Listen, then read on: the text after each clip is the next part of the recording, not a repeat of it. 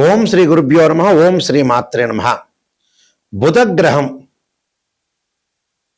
అంటే బుధుడు బుద్ధికారకుడు అంటాడు. ఒక వ్యాపార పరంగా కానీ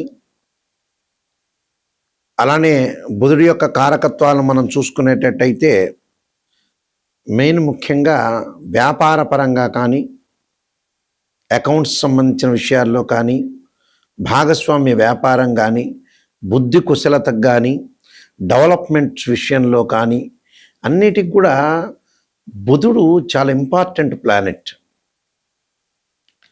ఇక్కడ మనకి మే 29వ తారీఖు నుంచి జూన్ 29వ తారీఖు వరకు కూడా నెల రోజుల పాటు బుధుడు మిథున రాశిలో సంచారం చేస్తున్నారు. మిథున రాశిలో అంటే స్వక్షేత్రంలో సంవత్సరం తర్వాత మళ్ళీ ఇక్కడ మిథున రాశిలోకి రావటం వల్ల తన యొక్క ఓన్ హౌస్లోకి రావటంలో ఎలాంటి ఫలితాలు జరగబోతున్నాయి అంటే గోచారరీత్యా ఇవన్నీ కూడా గోచారరీత్యా చెప్పబడే ఫలితాలు అంటారు. బుధుడు యొక్క మన బుధగ్రహం అనేది మేషాది ద్వాదశ రాశులకి వాళ్ళకి ఏ విధంగా ఉండబోతుంది, బుధ మహర్దశ కలిసి వస్తుందా రాదా, బుధుడు గోచారరీత్యా ఏ విధంగా ఉండబోతున్నాడు అనే విషయాన్ని మనం మేషాది ద్వాదశ రాశుల వాళ్ళకి ఏ విధంగా ఉండబోతుంది అనేది తెలుసుకుంది. ఎందుకంటే బుధగ్రహానికి అధిదేవతలు, ప్రత్యదేవతలు, అధిష్టాన దేవత, అంతరిక్ష దేవతలు ఉంటారు. అంటే అంతరిక్ష దేవత వచ్చేటప్పటిగా త్రిపుర సుందరీ దేవి అంటారు. అంటే త్రిపుర సుందరీ దేవి. అలానే బుధగ్రహానికి అధిదేవత విష్ణువు, ప్రత్యదేవత నారాయణుడు, అధిష్టాన దేవతలు మహాగణాధిపతి. అలానే ఇక్కడ బుధుడి వల్ల ఏ విధంగా ఉండబోతుంది అంటే వ్యాపార పరంగా కానీ బుద్ధి కుశలత కానీ ప్రణాళికాబద్ధం కానీ ఇన్ టైంలో ఎలాంటి నిర్ణయాలు తీసుకోబోతున్నారు, అలాంటి నిర్ణయాలు ఎలాంటి చక్కని నిర్ణయాలు తీసుకుంటున్నారు అంటే చెడు నిర్ణయాలు తీసుకోబోతున్నారా, మంచి నిర్ణయాలు తీసుకోబోతున్నారా అంటే మన సిక్స్త్ సెన్స్ అంటారు చూసారా, ఇన్ టైంలో మనం కరెక్ట్గా నిర్ణయం తీసుకున్నాం అనుకోండి అది ప్లస్ పాయింట్ అవుతుంది. ఆ టైంలో మనం తీసుకోలేదనుకోండి మైనస్ పాయింట్ అవుతుంది. అంటే మైనస్ పాయింట్ అంటే సాధారణంగా పెద్దవాళ్ళు అంటుంటారు మనకి దగ్గర వచ్చిన దాన్ని కాలు తన్నకూడదు అని అర్థం. అంటే ఏదైతే లక్ష్మీదేవి వస్తున్నప్పుడు తలుపు తెరవాలంటారు, మనకు అవకాశాలు వచ్చినప్పుడు అందిపుచ్చుకోవాలి. ఈ అందిపుచ్చుకోగలిగిన నాలెడ్జి తెలివితేటలు ఇచ్చే గ్రహం ఏంటంటే బుధుడు. అదే సిక్స్త్ సెన్స్ అంటారు. అంటే నిర్ణయం తీసుకున్నప్పుడు చాలా జాగ్రత్తగా నిర్ణయాలు తీసుకోవాలి, హింట్ తీసుకోవాలి. అంటే మన ఆరోగ్యం బాగుండట్టే దాన్ని హింట్ ఇస్తుంటాడు, చాలా జాగ్రత్త ఉండాలి, వయసు అయిపోతుంది, బాధ్యతలు పెరుగుతున్నాయి, మీ వెనక భార్య పిల్లలు ఉన్నారు, డబ్బులు సంపాదించుకోండి, ఏ దశ వరకు బాగుంటుందో చాలా జాగ్రత్తగా నిర్ణయాలు తీసుకోండి, ఇది ఉపయోగమా లేదా అనే నిర్ణయాలన్నీ కూడా చెప్పగలిగే గ్రహం ఏమిటి అంటే బుధగ్రహం. ఆ బుధగ్రహం అనేది మేషాది ద్వాదశ రాశి వాళ్ళకి గోచారరీత్యా ఏ విధంగా ఉందో ఒకసారి తెలుసుకుందాం. కన్యారాశి వారికి ఈ నెల రోజుల పాటు ఏ విధంగా ఉండబోతుంది.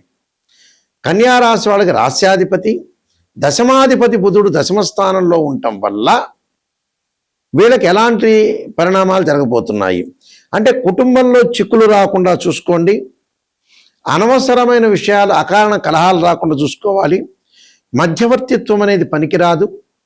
ఎక్కడైనా సరే భార్యాభర్తల మధ్యలో కానీ అన్నదమ్ముల మధ్యలో కానీ వ్యాపార సంబంధమైన విషయాల్లో కానీ మీ పక్కనుండే కొలీగ్స్ మధ్యలో కానీ అనవసరమైన విషయాల్లో మధ్యవర్తిత్వం అనేది మంచిది కాదు. భోజన వస్తు విషయంలో జాగ్రత్తగా ఉండాలి. ఎక్కడికైనా వెళితే కూడా కొద్దిగా బీపీ లాంటి షుగర్ లాంటివి పెరగటం ఒకటి, సరైన సమయంలో సరైన భోజనం చేయలేకపోవటం వల్ల కూడా షుగర్ తగ్గే అవకాశం ఉంటుంది. బంధుమిత్రుల వల్ల అపవాదులు కలగకుండా చూసుకోండి. పై అధికారుల యొక్క ఆగ్రహానికి గురి కావద్దండి. సోమరితనం లేకుండా యాక్టివ్గా పనిచేయండి. అంటే నా గురువుగారు నా సోమరితనం లేదండి, నేను యాక్టివ్గా పనిచేస్తున్నాను అని చెబుతారు. ఆ సమయంలో అలా ఎవరికైనా కూడా ఆ సమయంలో గ్రహస్థితి బాగాలేకపోతే వచ్చే అవకాశం ఉంటుంది. అశుభవార్తలు విషయంలో కొంత జాగ్రత్త ఉండండి. ఎలాంటి భయాందోళన చెందొద్దండి. వృత్తి ఉద్యోగాల యందు కొంత అసంతృప్తి కలిగే అవకాశాలు ఎక్కువగా ఉంటాయి. అంటే వృత్తి ఉద్యోగాల యందు అసంతృప్తి కలగకుండా సైకలాజికల్గా మెంటల్లీ డిజార్డర్ లేకుండా చూసుకోండి. అంటే వివాహాది శుభ కార్యక్రమాలు కుదిరే అవకాశాలు బాగా ఎక్కువగా ఉంటాయి. అలానే నిరుద్యోగులకు మంచి ఉద్యోగ అవకాశాలు, అలానే అధిక విదేశాలు వెళ్ళే అవకాశం ఉంటుంది. గృహ ఉపకరణ వస్తువులు కొనుగోలు చేస్తారు, అలానే విదేశాలకు వెళ్తారు. జాబ్ చేస్తున్న వాళ్ళు కూడా కంపెనీ త్రూ కూడా విదేశాలకు వెళ్ళే అవకాశాలు ఖచ్చితంగా ఉంటాయి. కాబట్టి నేను చెప్పబోయే పరిహారాలు మీరు పాటించడం మీకు మంచి జరిగే అవకాశం ఖచ్చితంగా ఉంటుంది. బుధగ్రహం అనేది అనుకూలంగా లేకపోతే ఖచ్చితంగా త్రిపుర సుందరీదేవి యొక్క ఆరాధన చేయాలి బుధవారం రోజున. అలానే శనివారం రోజున విష్ణువు నారాయణుడి యొక్క ఆరాధన చేయటం, బుధవారం రోజున గణపతి అంటే సంకష్టకర గణపతి వ్రతం వస్తుంది మనకి. సంకటహర గణపతి అంటారు, అంటే సంకష్టహర చతుర్థి వస్తుంది. ఆ చతుర్థి రోజున గణపతి యొక్క వ్రతాన్ని చేయటం, లేకపోతే అస్థా నక్షత్రం రోజున గరికతోటి గణపతి యొక్క ప్రార్థన చేయటం. వక్రతుండ మహాకాయ కోటి సూర్య సమప్రభ నిర్విఘ్నం కురుమే దేవ సర్వకార్యేషు సర్వదా అంటారు. అంటే బుధగ్రహం వల్ల బుధుడి యొక్క దృష్టి ఏ విధంగా ఉంది అంటే ఇవన్నీ కూడా మనం గోచారరీత్యా చెప్పబడే ఫలితాలే కాకుండా జన్మజాతకంలో కూడా బుధుడు ఏ విధంగా ఉంది, ఎలాంటి అంతర్దశ ఉంది, బుధుడు నీచంగా ఉన్నాడా, ఉచ్చస్థానంలో ఉన్నాడా. సహజంగా ఏమిటి, బుధుడికి నీచస్థానం మీనరాశి, బుధుడు ఎన్ని డిగ్రీల్లో ఉన్నాడు, మరి బుధుడు ఏ గ్రహంతో కలిసి ఉన్నాడు, ఉచ్చలో ఉన్నాడా, నీచలో ఉన్నాడా, బుధుడు శనితో కలిసి ఉన్నాడా, చంద్రుడితో కలిసి ఉన్నాడా, ఎలాంటి దృష్టి కలిగి ఉంటుంది. అంటే బుధుడి వల్ల కూడా ఎలా ఉంటుందంటే గొంతు, కంఠము, అలానే థైరాయిడ్ వ్యాధులు, ఇలాంటివన్నీ కూడా బుధుడి ద్వారానే వస్తాయి. అలానే గణిత శాస్త్రం, అకౌంట్స్, ఆస్ట్రాలజీ, నాట్యము, సంగీతము, జర్నలిస్టు, ప్రింటింగ్ వర్క్స్, ఎలక్ట్రానిక్స్, ఇంజనీర్లు, టెలికమ్యూనికేషన్లు, PhD, stationery, books, printing, tourism, guides, ఇలాంటివన్నీ కూడా పేపర్ వ్యాపారం, కొన్ని వ్యాపారాలని కూడా బుధుడి యొక్క సపోర్ట్ ఉంటేనే, బుధుడి వల్ల కూడా వాగ్దాటి అభివృద్ధి సాధించాలన్నా బుధుడి వల్లే వస్తుంది. కాబట్టి బుధుడి యొక్క దోషం ఉంటే జాతకపరంగా త్రిపుర సుందరి స్తోత్ర పారణం చేయటం, అమ్మవారికి ఎర్ర మందారాలు, ఆకుపచ్చని పూలతోటి పూజ చేయడం చాలా మంచిది. బుధుడు నీచ స్థానంలో శత్రుక్షేత్రంలో ఉన్న బుధశనులు కలికిన, అలానే బుధుడు శనులు ఏదైతే కలవారు కూడా అంటే చాలా జాగ్రత్తగా అనుసరించి ముందుకు వెళ్ళాలి. అంటే శత్రుక్షేత్రంలో ఉండకూడదు. శత్రుక్షేత్రంలో ఉందనుకోండి ఇబ్బందులు కలిగే అవకాశాలు ఎక్కువ ఉంటాయి. అలానే ఈ బుధుడి యొక్క కారకత్వాల్లో కూడా టీచర్సు, ఉపాధ్యాయులు, లెక్చరర్సు, వ్యాపారులు, ప్రొఫెసర్లు, సైంటిస్టులు, గణిత శాస్త్రజ్ఞులు, గ్రంథకర్తలు, ప్రచురణకర్తలు, అకౌంట్స్, బీమా ఏజెంట్లు, పోస్టల్ ఉద్యోగులు, డ్రైవర్లు, రైళ్లు నడిపేవాళ్ళు, ఇంజనీర్లు, డైరెక్టర్లు, కరస్పాండెంట్లు, ప్రింటింగ్ ప్రెస్లు, టెలిఫోన్ ఆపరేటర్లు, వీళ్ళందరికీ కూడా బుధుడు నీచపడితే ఖచ్చితంగా ఈ స్తోత్ర పారాయణం చేయాలి. చేస్తే వాళ్ళకి మంచి జరిగే అవకాశాలు ఎక్కువ ఉంటుంది. అలానే ఇక్కడ బుధుడు పుష్యమి, అనురాధ, ఉత్తరాభాద్ర, రోహిణి, హస్త, శ్రవణ నక్షత్రాల్లో ఉన్నవారు కూడా ఈ స్తోత్ర పారాయణం చేయడం చాలా మంచిది. వాళ్ళ జన్మజాతకంలో బుధుడు పుష్యమి కానీ, అనురాధ కానీ, ఉత్తరాభాద్ర కానీ, రోహిణి కానీ, హస్త, శ్రవణ నక్షత్రాల్లో ఉన్నవారు, అలాగే బుధుడు నీచపడిన వాళ్ళు, బుధచంద్రులు కలిసిన వాళ్ళు, బుధశనులు కలిసిన, బుధుడు శని కలిసిన వారు కూడా ఈ త్రిపుర సుందరి దేవి యొక్క స్తోత్ర పారాయణం అందరూ చేయాలి. బుధుడి యొక్క దోషం ఉంది అని అంటే అందరూ చేయడం చాలా మంచిది. అందువల్ల ఖచ్చితంగా ఈ నియమాలు పాటించాలి. అలానే జీవితంలో నెగిటివ్ అనేది తెలుసుకోవాలి. నెగిటివ్ తెలుసుకుంటేనే మనం పాజిటివ్ లోపలికి వెళ్తాము. చాలామంది కూడా ఆస్ట్రాలజీని అప్రోచ్ అయ్యేటప్పుడు గురువుగారు పాజిటివ్ చెప్పండి అని అడిగేవాళ్ళు ఉన్నారు. పాజిటివ్ వల్ల పెద్ద ప్రయోజనం ఉండదు. ఏదో మీరు కన్సల్టింగ్ ఫీజు ఇస్తారు, తీసుకుంటారు, 10 నిమిషాలు హ్యాపీ చేస్తారు, తర్వాత మీ పని మీదే, వీళ్ళ పని వీళ్ళదే. అంటే ఉన్న నిజాన్ని చెబుతున్నాను.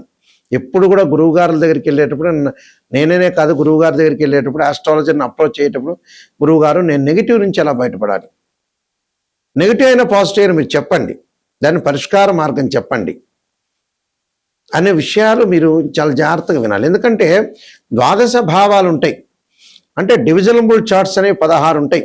ఈ ద్వాదశ భావాల్లో తనుభావానికి రవి అధిపతి, ద్వితీయ భావానికి గురువు, సోదర భావానికి కుజుడు, చతుర్థ భావానికి చంద్రుడు, పంచమ భావానికి గురువు, షష్టమ భావానికి కుజుడు, సప్తమ భావానికి శుక్రుడు. ఇలాంటి భావాధిపతులు, ఆ రాస్యాధిపతులు, ఆ గడిలో ఉన్న ఏదైతే గ్రహాన్ని మూడింటిని కూడా అనాలిసిస్ చేయాలి.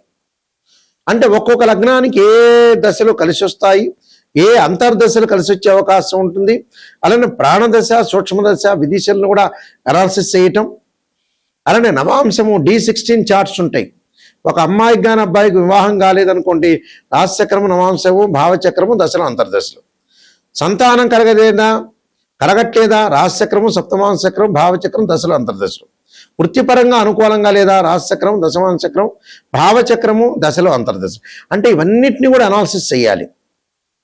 అనాలిసిస్ చేయకుండా ఏదో మీకు ఇష్టం వచ్చినట్టుగా ఆస్ట్రాలజర్ ద్వారా చెప్పించుకోవటం, వారు కూడా ఇష్టం వచ్చినట్టు చెప్పటం, ఇలాంటివన్నీ కూడా కరెక్ట్ ఫలితాలు వచ్చే అవకాశం ఉండదు.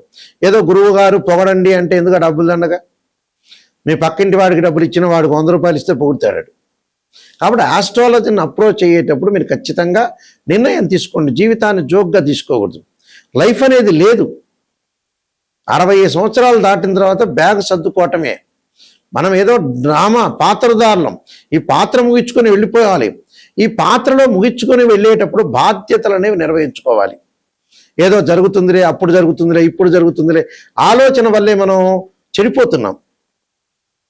కొంతమంది వ్యక్తులు ఉన్నారు, ఆ వ్యక్తులు ఏంటంటే కొంచెం మొండిగా ఉండటం, లౌకిక జ్ఞానం లేకపోవటం, శరీరం ఎప్పుడూ కూడా మన హింట్ ఇస్తుంటుంది ఆరోగ్యపరంగా ఇబ్బందులు కలుగుతున్నాయి, చాలా జాగ్రత్తగా ఉండండి.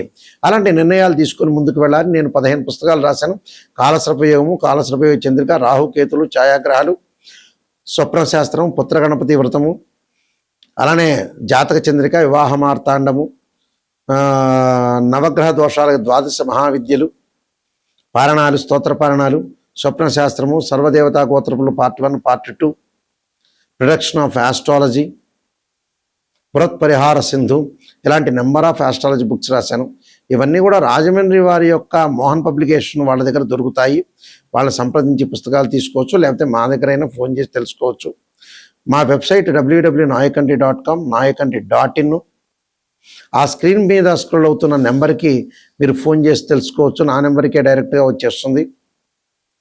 ఎందుకంటే నిజాన్ని తెలుసుకునే వాళ్ళు మాత్రమే నాకు ఫోన్ చేయండి. డాక్టర్ నాయకంటి మల్లికార్జున శర్మ గారి ద్వారా నేను బాగుపడతాను, నిజాన్ని తెలుసుకుంటాననే వాళ్ళు మాత్రమే ఫోన్ చేయండి. ఎవరైనా సరే ఆస్ట్రాలజీ పరంగా నా దగ్గర చెప్పించుకునే వాళ్ళు వాయిస్ రికార్డింగ్ అనేది మస్ట్. అంటే వాయిస్ రికార్డింగ్ ఎందుకంటే నేను చెప్పిన విషయాన్ని ఏ గ్రహాలు బాగలేదు, ఏ దశలు బాగలేదు, ఏ దశలో ఇబ్బందులు అవుతాయి, ఏ అంతర్దశలో ఇబ్బంది అవుతుంది అనే విషయాన్ని మీరు వాయిస్ రికార్డింగ్ పెట్టుకున్నాను అనుకోండి, మళ్ళీ రిపీట్గా వినే అవకాశం ఖచ్చితంగా ఉంటుంది. నిజాన్ని తెలుసుకునే వాళ్ళు మాత్రం నా దగ్గరికి వస్తే వాళ్ళని నేను బాగు చేయడానికి 100% పరిష్కార మార్గం అనేది ఇస్తాను. మీకు కరెక్ట్ రెమెడీస్ ఇస్తాను. చిన్న చిన్న రెమెడీస్ జాతకాన్ని బట్టి ఉంటాయి. కొంతమంది పెద్ద రెమెడీస్ ఉంటాయి, కొన్ని చిన్న రెమెడీస్ ఉంటాయి. వాళ్ళ జాతకాన్ని బట్టి నిజాన్ని తెలుసుకున్నాం అనుకోండి, మనం ఖచ్చితంగా మన జీవితంలో సూపర్ స్టార్స్ అయిపోయినట్టే. నిజాన్ని తెలుసుకునే వాళ్ళు మాత్రమే నాకు ఫోన్ చేయండి. మీ అందరికీ కూడా మంచి జరగని ఆశిస్తూ శ్రీ పరమేశ్వరుడి యొక్క కరుణాకటాక్షం ఉండాలని ఆశిస్తూ సర్వే జనా సుఖినో భవంతు.